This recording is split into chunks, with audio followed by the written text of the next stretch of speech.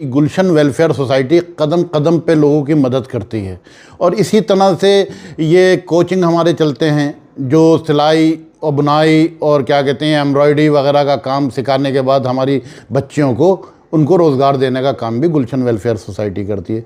इसी तरह से क्या कहते हैं मेडिकल लाइन में भी हम काम करते हैं। मेडिकल लाइन में आपका कैंप लगवा दिया, आँखों का ऑपरेशन करा दिया, इस तरह से हम लोगों की खिदमत कर रहे हैं। इस तरह से हमने ये सोचा अब शिक्षा के ऊपर भी काम करें, इसीलिए हमने गुलशन वेलफेयर सोसाइटी के माध्यम से कोचिंग खुलवाए उन गरीब बच्चों के लिए जो निःशुल्क पढ़ें, क्योंकि आज हमारे समाज में शिक्षा की बहुत कमी है। क्योंकि उन गरीब माँ बापों का ने पैसा नहीं है, क्योंकि स्कूलों की फ़ीस आप देख रहे हैं कि बेपनाह फ़ीस है और फ़ीस के संग संग ऊपर के खर्च बहुत हैं स्कूलों के। आप इंग्लिश मीडियम के स्कूल देख लिए कि कभी कोई प्रोग्राम है कभी कोई, तो वो कहाँ से लाएं पैसा।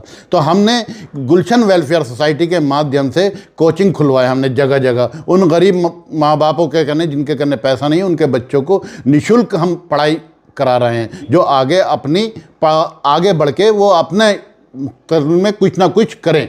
ये कोचिंग कहाँ पर चल रहा है और कौन सी क्लास तक के बच्चे?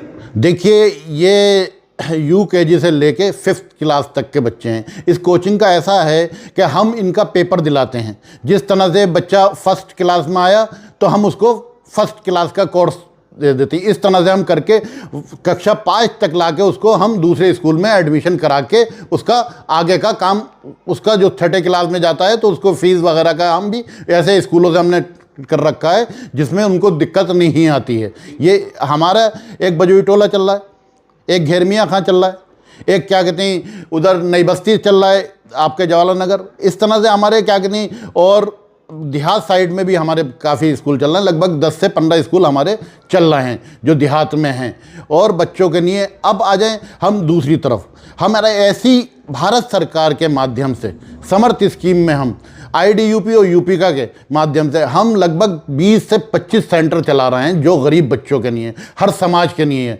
जिसमें हम उनको पैकेजिंग का कोर्स कराते हैं। उसके बाद हम उनको क्या कहते हैं सिलाई का कोर्स कराते हैं। उसके बाद हम ब्यूटिशियन का कोर्स कराते हैं। उसके बाद हम क्या कहते हैं उनको अपना क्या कहते हैं कंप्यूटर वगैरह का कोर्स कराते हैं। उसके बाद हम उनको सिखाने के बाद उनको उस रोज़गार से जोड़ते हैं जिसमें उनको 200, 300, 500 रुपए की आमदनी का रास्ता उनके परिवार को हो जाए, जिससे उनका परिवार सुख किसी की ज़िंदगी, खुशी की ज़िंदगी गुजार सके। इस सोसाइटी बनाने का क्या मकसद था? देखिए इस सोसाइटी बनाने का मेन मकसद था हमारा लोगों के बीच में खिदमत खल्क करें, क्योंकि आज समाज में लोग बनाते तो हैं बहुत